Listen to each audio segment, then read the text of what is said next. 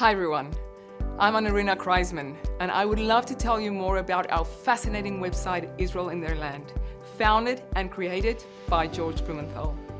Our site details an over 3,500 years Jewish presence in the land of Israel, citing archaeology as well as historical accounts and documents. That means we are not only covering the biblical period, but also remarkably the last 2,000 years. This site is great for education, advocacy, supporting and strengthening Jewish identity, as well as giving valuable information to those interested in the continued existence of Israel, especially now with the worldwide explosion of anti-Semitism. It's also great for self-learning, whether you want to gain context on the biblical narrative or simply looking for the hard academic facts about Israel.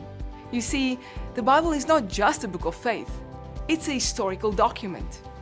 Education is key.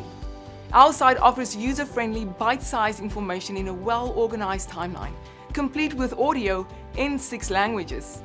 Are you a teacher or educator? The site is a unique database for curriculum creators. Advocacy. Well, it's simple. We never left.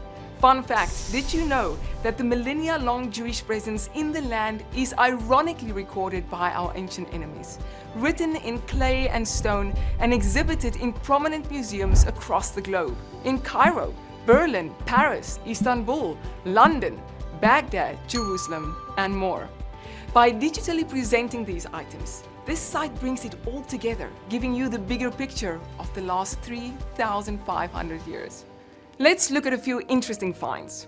Take for instance the Merneptah stele, which contains the earliest extra-biblical reference to Israel as a people, corroborating the biblical time frame of Moses and the Exodus and the entry of Israel into the Promised Land. Egyptian Pharaoh Merneptah boasted about his victory and inscribed the following: "Canaan is plundered, Israel is laid waste, its grain is not." What about King David? Did you know that until 30 years ago, there was no physical evidence to support the existence of King David? Then in 1993, a stele was discovered in Tel Dan.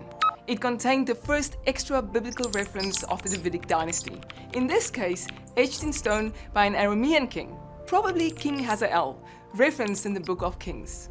The Tel Dan stele reads, "I killed the king of Israel, I slew the king of the house of David."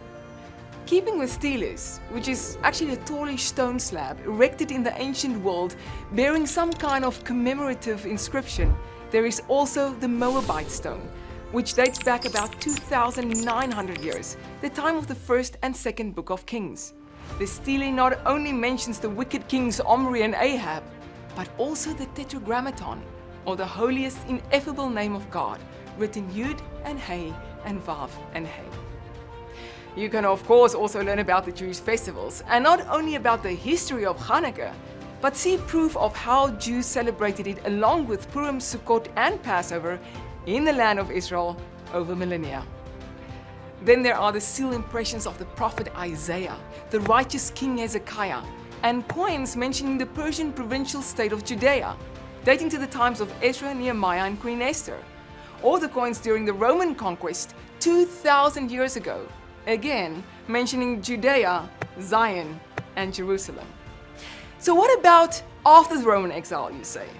The site provides ample historical documentation, including letters from Christian and Muslim pilgrims, offering accounts of the Jews in the land, as well as synagogue inscriptions, tombstones, and records of continued Jewish visitation to Temple Mount throughout the ages. The fact is, with the rise and fall of formidable empires over millennia, there remains unequivocal, empirical proof of the ongoing Jewish presence in the land. So dig in, whether you want to expand your current knowledge base, enrich your Bible studies, or discover a treasure trove of fascinating archaeology and historical documents. Enjoy the site.